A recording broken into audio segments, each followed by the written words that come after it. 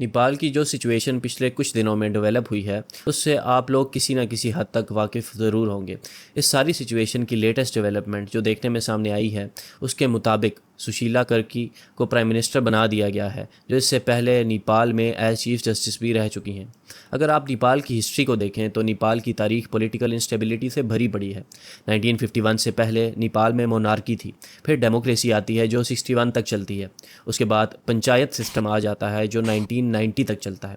90 میں پھر ڈیموکریسی آتی ہے جو 96 تک چلتی ہے، اور اس کے بعد ماؤسٹ انسرجنسی سٹارٹ ہوتی ہے جس کے نتیجے میں سول وار ہوتی ہے، اور 2006 تک 17,000 لوگ اس سول وار کے نتیجے میں مارے جاتے ہیں، اور 2008 سے آنورڈز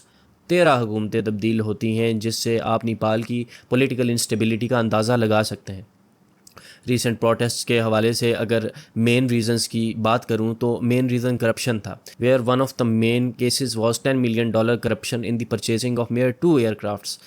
اس کے علاوہ ان امپلائمنٹ کا نیپال میں یہ حشر تھا کہ لاسٹ ایئر 7,50,000 لوگ بے روزگاری کی وجہ سے ملک چھوڑ کر باہر چلے جاتے ہیں، جو کہ نیپال کے حساب سے ایک بہت بڑا نمبر ہے، جہاں کی ٹوٹل آبادی 3 کروڑ ہے۔ اس کے علاوہ ایک بہت بڑا مسئلہ جو ہائی لائٹ ہوا وہ نیپو کڈس کا تھا، جہاں عام عوام روٹی کے لیے ترس رہی تھی، وہاں اشرافیہ اور پولیٹیشنز کے بچے اسپورٹس کارز، ڈیزائنر کلوتھس اور ڈیزائنر بیگز سوشل میڈیا پر فلانٹ کرتے دکھائی دیتے تھے، جس کی وجہ سے عوام میں غم و غصہ مزید بڑھ گیا، اور اس کے نتیجے میں hash tag Nippo kids of Nepal کے نام سے ایک ٹرینڈ سوشل میڈیا پر کافی وائرل ہوا، اور نیپو کڈس کے پرابلم کو کافی ہائی لائٹ کیا گیا، جس کے بعد نیپالی حکومت کی طرف سے ایک لیجسلیشن آتی ہے جس کے نتیجے میں سوشل میڈیا کو بین کیا جاتا ہے، اور کہا جاتا ہے کہ جو ایپس نیپالی گورنمنٹ کے ساتھ رجسٹرڈ ہوں گی صرف انہی کو چلنے دیا جائے گا، اور ان رجسٹرڈ ہونے کی وجہ سے بڑے سوشل میڈیا پلیٹ فارم جیسے کہ انسٹاگرام، ایکس، فیس بک کو بین کر دیا جاتا ہے، جس کی وجہ سے عوام میں غصہ اور بڑھ جاتا ہے، اور اس کے بعد 8 ستمبر کو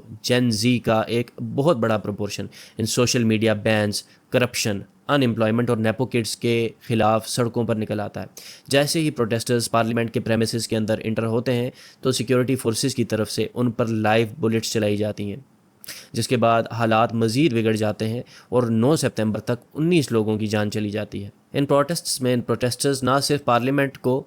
بلکہ پرائیویٹ میڈیا ہاؤسز اور پولیٹیشنز کے گھروں تک کو نشانہ بناتے ہیں اور گھیراؤ کر کے جلاتے ہیں۔ کے پی شرما اولی جو نیپال کے پرائم منسٹر تھے، اس سارے معاملے میں ان کا ریزگنیشن سامنے آتا ہے اور سوشل میڈیا کو بھی ان بین کر دیا جاتا ہے، لیکن کے پی شرما اولی کا ریزگنیشن تب آیا جب پانی سر سے اوپر جا چکا تھا اور 30 لوگوں کی ڈیتھ ہو چکی تھی۔ But right now a new prime minister has taken oath in Nepal and people like her, and let's see how things will unfold in the future for Nepal.